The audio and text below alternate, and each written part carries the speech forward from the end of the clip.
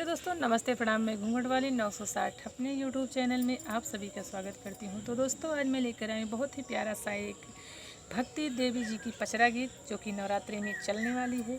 कैसी लगी गीत कमेंट में ज़रूर बताइएगा। गीत को पूरा सुनिएगा दोस्तों। प्लीज़ आप सबसे रिक्वेस्ट है, चैनल को आगे बढ़ाइएगा।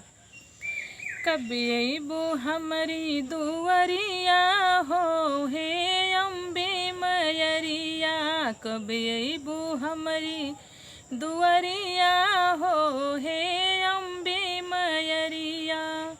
निति उठी मैया रहिया बहार्यो, निति उठी मैया रहिया बहार्यो। आज आई है हमारी मयरिया हो हे अम्बे मयरिया। जोहत जोहत माई दिनवा है बीते, जोहत जोहत माई दिनवा है बीते। नहीं अइलो हमारी मयरिया हो हे अम्बे मयरिया। नहीं अइलो हमारी दुआरिया हो हे अम्बे मयरिया।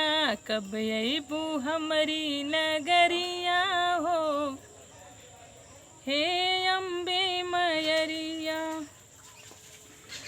चुनी चुनी मैया फुलवा के सेजे लगाए, चुनी चुनी मैया फुलवा के सेजे लगाए। नाना सुगंधित द्रव्य छिड़काए, नाना सुगंधित द्रव्य छिड़काए। नहीं अइलो हमारी महलिया हो हे अम्बे मयरिया।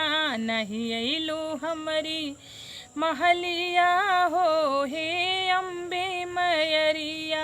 कब अइबो हमारी दुआरिया हो हे अम्बे मयरिया। रहिया जोहत माई भैले है पगली, माई माई कही रोए पगली।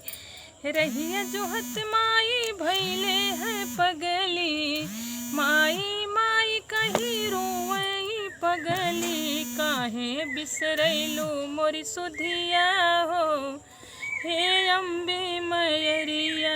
कब अइबो हमारी दुआरिया हो हे अम्बे मयरिया। कब अइबो हमारी दुआरिया हो हे अम्बे मयरिया। तो दोस्तों, था मेरा प्यारा सा एक भक्ति देवी गीत। कैसी लगी गीत कमेंट में ज़रूर बताइएगा। फिर मिलूँ कोई अगली नेक्स्ट वीडियो में अच्छे गीत के साथ। तब तक के लिए नमस्ते प्रणाम, जय माता दी।